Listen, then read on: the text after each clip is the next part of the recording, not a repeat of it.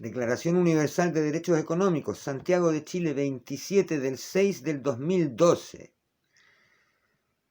Toda persona tiene derecho a participar de la organización económica de una sociedad concebida como sistema nacional con fines de bien común, lo cual le permita interactuar con mercados nacionales e internacionales como unidad individual que aporta al desarrollo social.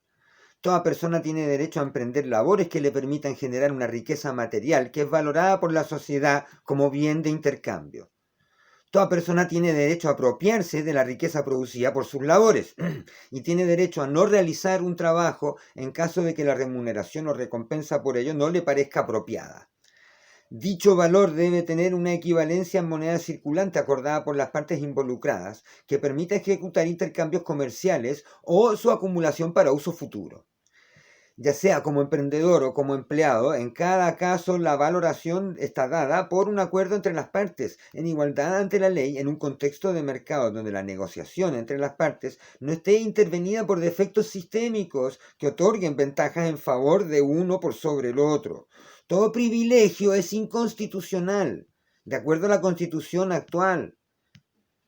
Toda persona tiene derecho a que el medio de intercambio, que es el circulante oficial del país en que vive, no pierda su valor arbitrariamente en favor de la comercialización del mismo circulante. En otras palabras, las personas tienen derecho a desarrollar sus labores en un entorno en el cual la emisión misma del circulante no sea gravada por intereses. Cuando la emisión de circulante se grava con intereses, se genera una deuda impagable por la sociedad que debe más dinero del que existe, generando un defecto sistémico que perjudica a todos quienes viven del trabajo productivo y favorece única y exclusivamente a los banqueros. Los entes emisores pueden cobrar comisiones por sus servicios, que les permitan sostener su operación y obtener una ganancia, pero no pueden cobrar un interés por la emisión del dinero. Los entes que distribuyen el circulante al mercado, ya sea física o virtualmente por medios electrónicos, pueden cobrar comisiones por sus servicios que les permitan sostener su operación y obtener una ganancia, pero no pueden cobrar un interés por la emisión de dinero. Para que haya libre mercado, la emisión de circulante debe ser libre de intereses. El derecho a un medio de intercambio libre de intereses.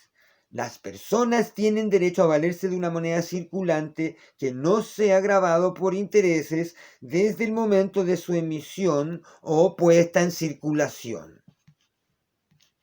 Algunos comentarios a los derechos económicos, llamado algunas implicaciones macroeconómicas.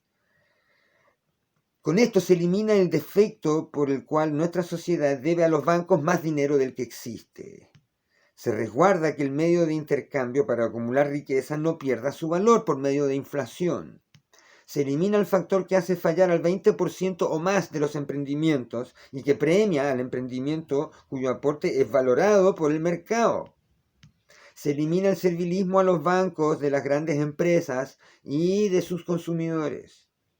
Se generan condiciones de sana competencia por el mercado laboral. El acceso a créditos de emprendimiento obliga a los empleadores a ofrecer mejores condiciones laborales, incluyendo salariales. Se estabiliza la moneda, reduciendo el riesgo del empleador frente a ajustes en mercados, permitiéndole competir por atraer mejores talentos. Ya sea como emprendedor o como empleado, en cada caso la valoración de su aporte está dado por la oferta y la demanda en un contexto de mercado donde la negociación de las partes no está presionada por desviaciones sistémicas. Con esto, los salarios se ajustan naturalmente al alza sin necesidad de forzarlo por medio de decretos.